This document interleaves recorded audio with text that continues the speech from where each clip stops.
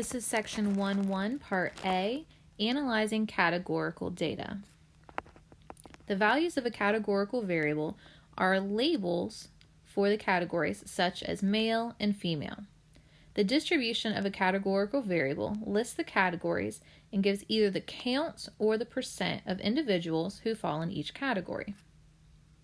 A frequency table is a table which displays how frequently each category occurs. So in these tables, they just tell you out of this category, this is how many times you saw this one, this for the difference. On a relative frequency table, they take all of those whole numbers and they find what percent falls for each category. So 10% of the people's favorite color is green, where 15% of the people's favorite color is blue. So on relative frequency, they're going to write this as a percent instead.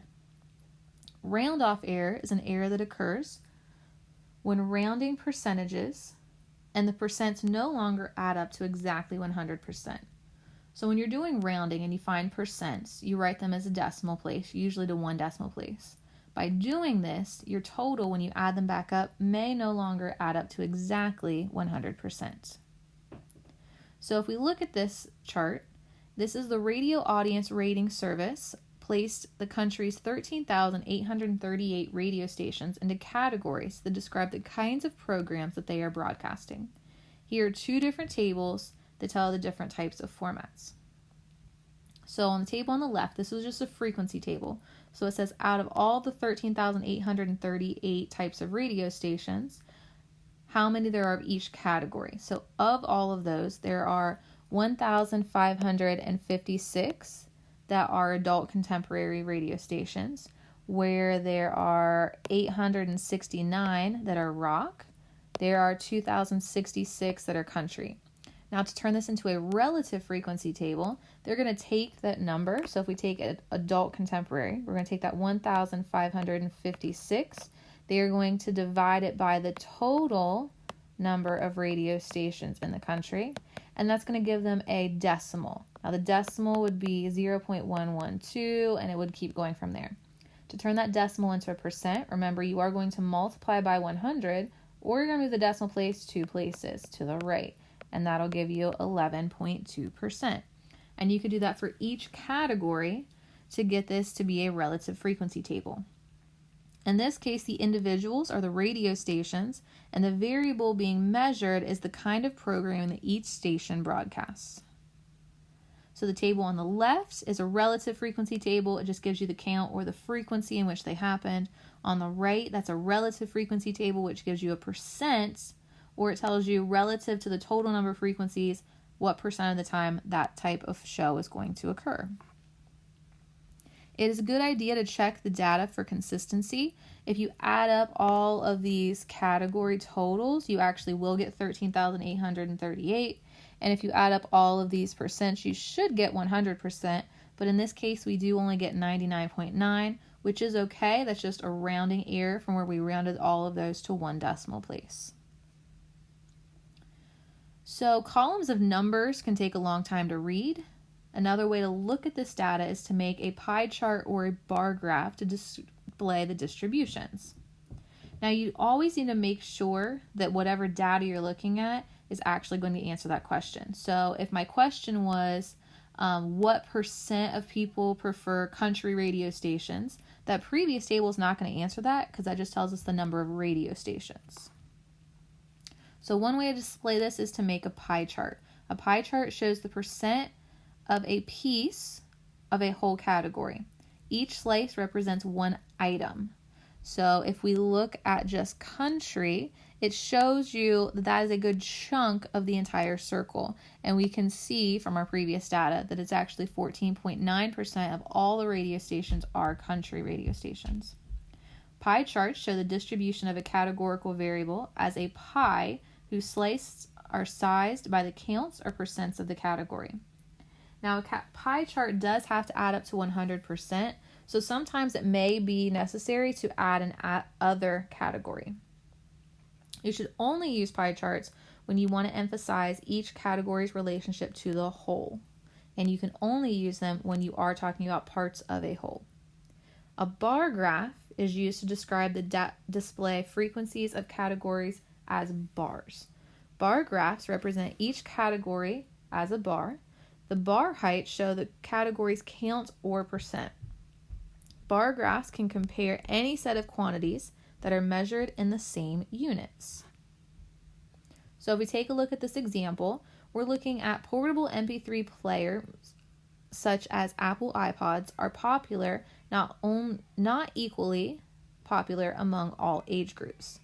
Here are the percents of people in various age groups who own an MP3 player, according to a survey of 1,112 randomly selected people.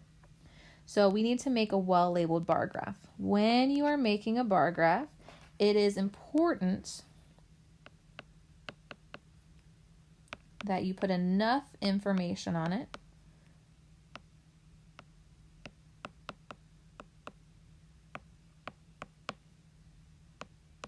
so that someone who finds the bar graph knows what it's talking about. So these are age groups in years. And then over here, we have 10, 20, 30, 40, 50, 60. These are percents. So for 12 to 17, that was 54%. 18 to 24 is 30%. Again, you need to try to make these bars so the widths are consistent.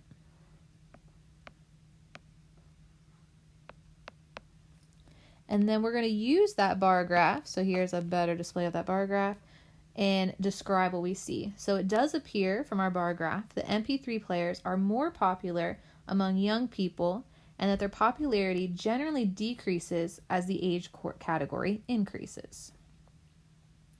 Would it be appropriate to make a pie chart for this data? Why or why not? Now, if you look, we're talking about of people who are 12 to 17, 54% of just that category owns an MP3 player.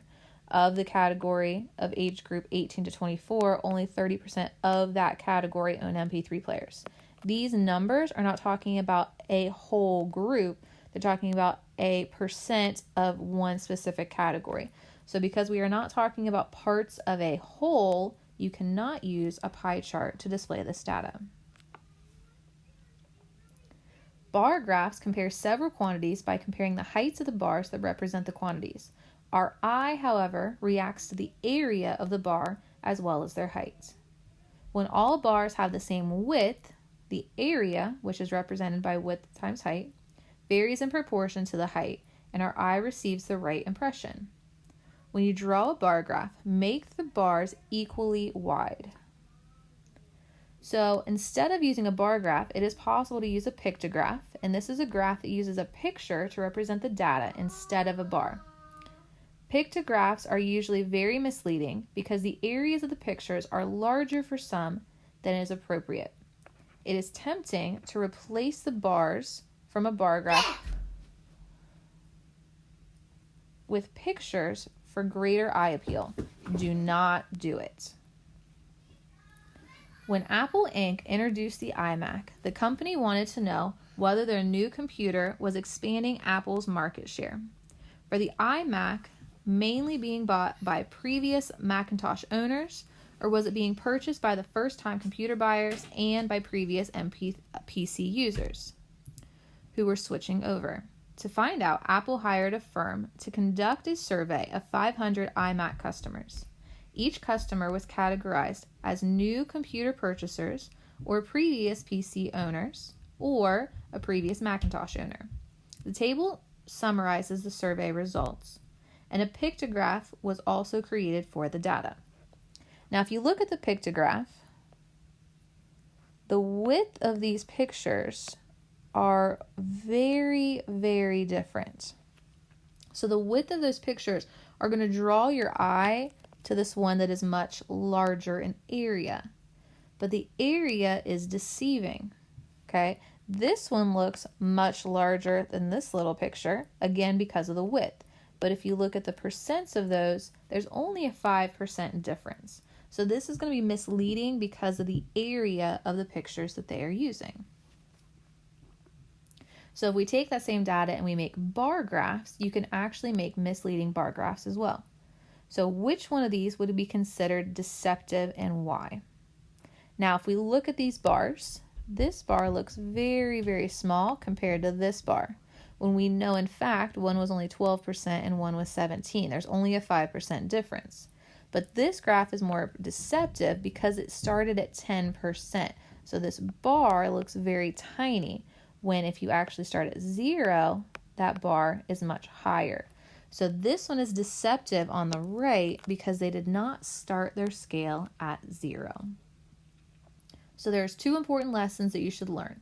Beware of pictographs and watch your scales. We have learned some techniques for analyzing the distributions of a single categorical variable.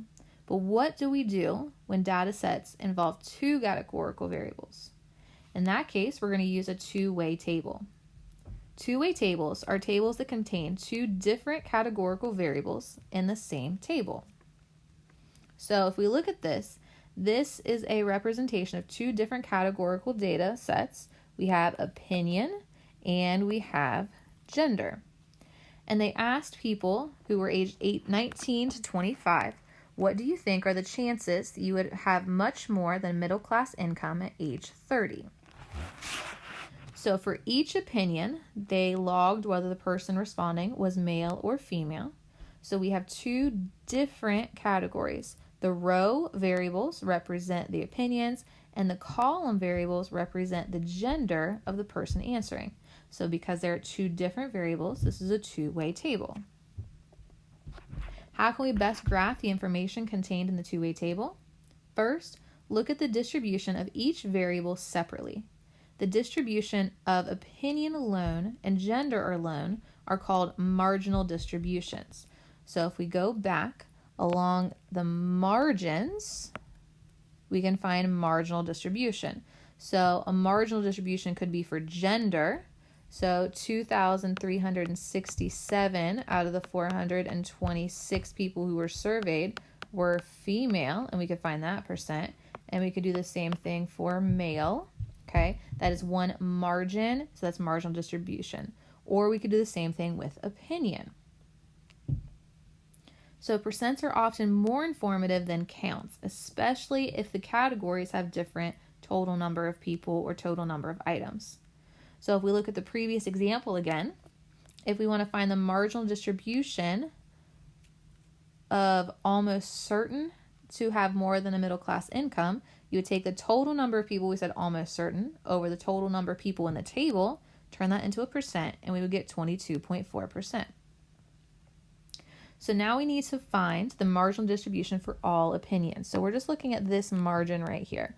So like no chance, some, 50-50, a good chance, and almost certain, which was already found.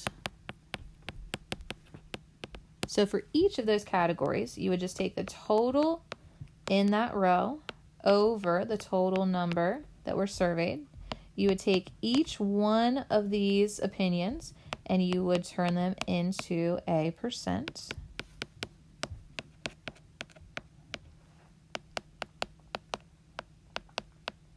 Remember, when you change these to a percent, you're going to divide by the denominator and then multiply by 100. And you will see that about 4% of all people who were surveyed said there was almost no chance. 14.8% said there was some chance. 29.3% said there was 50-50, and so on. Now we can also take this and make a graph.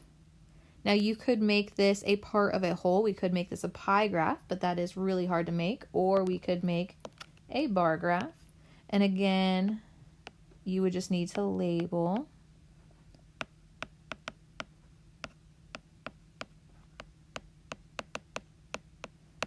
And this is their response.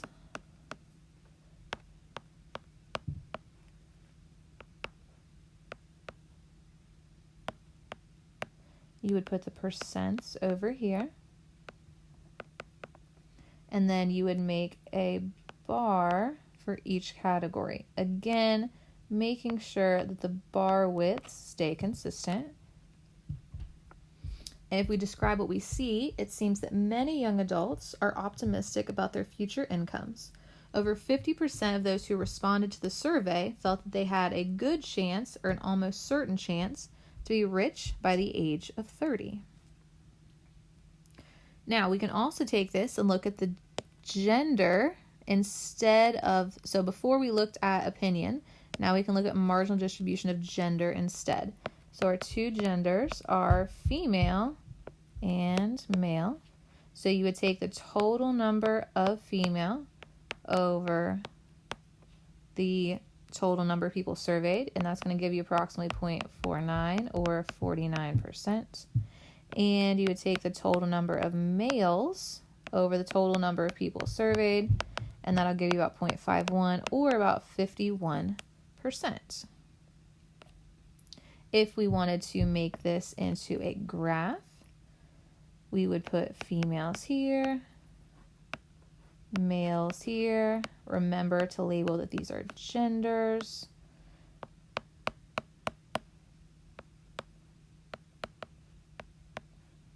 These are percents. And we have 49 and 51. So our observation could be that the two categories are very similar in size.